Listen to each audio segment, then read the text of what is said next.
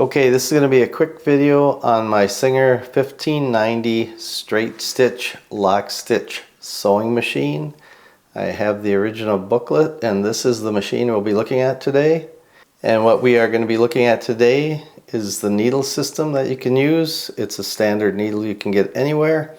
This just happens to be a size 16, which is good for medium to heavy fabrics. Right there, we can see that. This is an old package.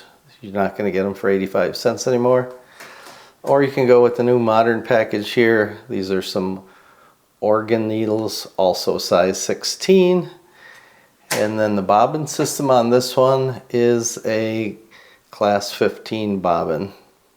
Right here. And I have that loaded with some red thread so I can show you the thread path as we continue in the video. Also, we'll show you how to load the bobbin case and adjust the tension. So let's just start out at looking at a few of the things on the 1590. You have a upper spool pin. This is for your spool of thread to sew with. And they also gave you a lower spool pin right here. You would place your spool of thread on that pin, like so, run it through this tensioner and up to your bobbin. Then click this down, loosen the thumb wheel, and you can go ahead and wind your bobbin. Can talk more about that later. This is your stitch length. You can do a very close stitch all the way down to approximately 7 stitches per inch. It says 6 on here. That's pushing it a little bit. And then you also have reverse, where you would just lift that lever up to do reverse. If you are working on a project, I don't know how many people know about this, but this screw right here you can loosen. And let's say I'm working on a project, I want 10 stitches per inch, which would be right here. I just move this lever up, and what this does is create a stopping point. So if I back tack my fabric and I want to come back and sew, my stitches are going to match on my project. I'm not going to have mismatched stitches. So you reverse, come back down to whatever you set this on, can loosen this up like so, push it out of the way, and then set this at any position along here that you like. Alright, and let's continue here by looking at this side of the machine. I'll show you. This is one of your thread guides. This is the first thread guide after you come off of your spool pin. Let's go ahead and just take this orange thread and I'll show you how that works. I'm going to put your spool of thread back here on the spool pin. You want your thread to come off the back side of the spool of thread. I'll just hold this with my thumb. You're going to go right through that upper thread guide right there. Let me turn this a little bit. You're going to see right here this piece of metal sticking out. That is actually a thread guide. So you could set your thread on there and just pull it in. Now keep in mind, let me move my hand. You're going to want your presser foot in the up position. That opens the tension discs right here on this tensioner. Okay, here we go. I'm going to pull it in between those discs. And we're going to rotate up like this. And we're going to go right through. There's a little piece of metal right there sticking out. You come down over the top of that, and then you want to get this take-up spring. Just like that. Let me see if I can, let me get this positioned. Let me see if I can zoom in on that. You can see, hopefully you can see that. I will pull on that a little bit. You can see the path of the thread. My tripod's bouncing a little bit. Okay, and then after we do that, I'm going to turn it back this way. Let me zoom back out here. Like that. After we do that, we have to go through, I need a little bit more. We have to go through this take-up lever. You're going to want to do that from the back to the front like this. and I have that in the up position. Okay, there's our threading so far. When you pull on this, you should see that take-up spring move upwards. Okay, and then the next step will go through this thread guide. There is another thread guide right down here. It's right underneath where you would tighten your needle clamp, right here. We'll go through that thread guide, and then we want to make sure that we thread this from the back this way. A lot of moving here. This way through the needle.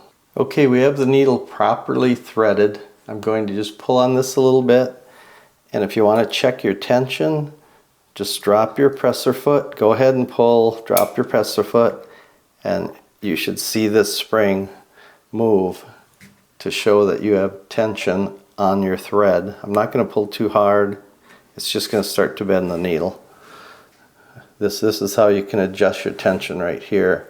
This is numbered. You can go all the way from 0 all the way to 9. I'm just going to put it on 3 to start with.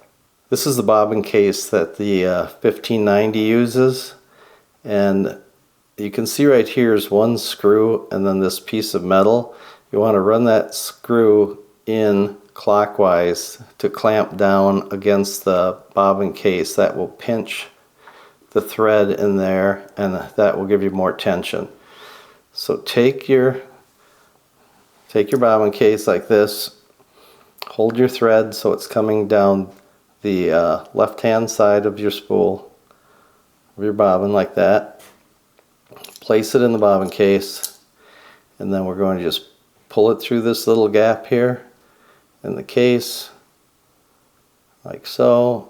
Pull it in and then pull it, and you should have enough tension that if you just bounce it, it'll slide down a little bit, unless it falls completely out. Okay, I'm just going to pull on this lightly, and it could use just a little bit more tension.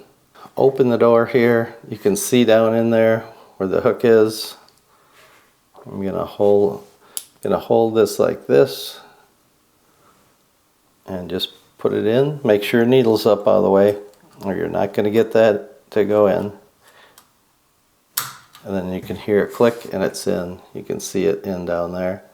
I'll just go ahead and close this slide plate. I'm going to hold my upper thread and just run the needle down to pick up my bottom thread and pull it out. And I'll just pull that out like this. And put it under the presser foot and move it to the back. When you're loading your bobbin and you pull your thread under this pressure plate right here, make sure your thread gets all the way. I hope you can see this. There's a little tab there and just a little space that's hiding right there where your thread needs to come through. If you don't pull your thread all the way into that little space, it's going to just slide right back out on you and you won't have proper tension.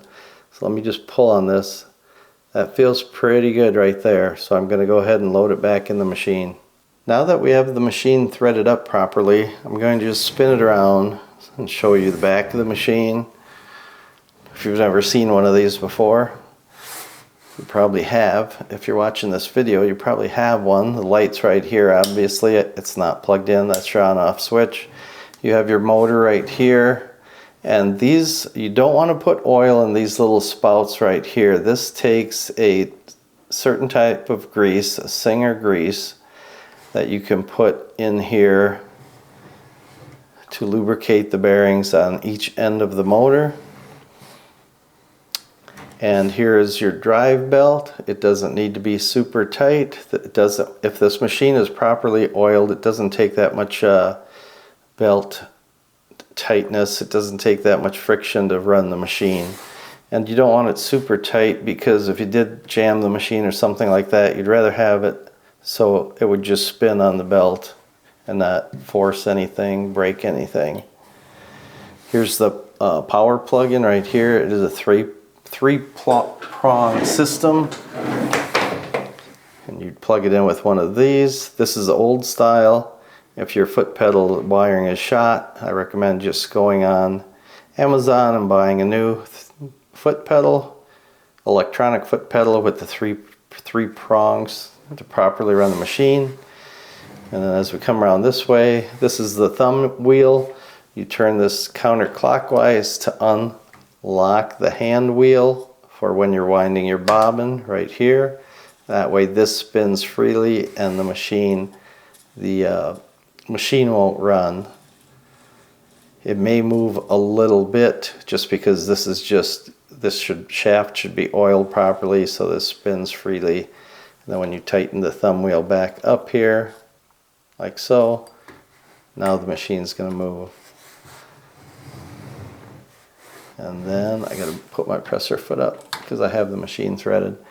That way it will move freely. The thread was kind of binding there. Then when you wind your bobbin, you'll just loosen this thumb wheel like I talked about, like so. Press down on this and your bobbin would be sitting right on here, and you'd wind it like so. That will engage this wheel and spin it. Let's take a look at how you wind the bobbin right here on the spool pin. Go ahead and place your spool of thread on the spool pin. And I'm just going to come off the back side here and go under this tensioner. I'm going to get it caught in there. And when you place the bobbin onto the machine here, you're going to see this little cutout in the bobbin. And there's a little tab right here on the machine. You're going to want to make sure that clicks into there. Just like that. And then you can go ahead and depress the wheel and reach around the side of the hand wheel and loosen the thumb screw, it's called.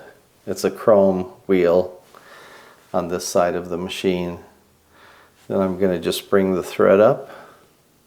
I'm just going to rotate this a little bit until I can see. I've got a light on this side, so I can see the light coming through here.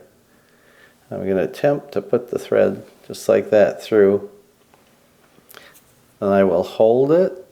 And I'm just going to turn, the hand wheel always comes towards you. Just going to turn it a few turns, and then I'm going to go ahead and start with the foot pedal winding the bobbin. I'll get my hand out of the way so you can see. You might want to just put your finger right here so this doesn't dance around on the pin. Then since I'm just demonstrating this, I'm going to stop right about there. I don't need to fill the whole spool full. Then I'll just cut the thread off right here. And normally, typically, if you would keep filling this up, it would fill up until this disengage and this winding wheel will pop away from the hand wheel. Then you can just go ahead and cut your thread off, remove your bobbin, and tighten up the hand wheel right here. This machine's oiled really well, so sometimes the needle bar will turn a little bit when you're doing this operation. Alright, that was just a quick demonstration of the Singer 1590 model sewing machine. If you liked the video, please hit the thumbs up button, like and subscribe. That way more people will see the video. And as always, thanks for watching. See ya.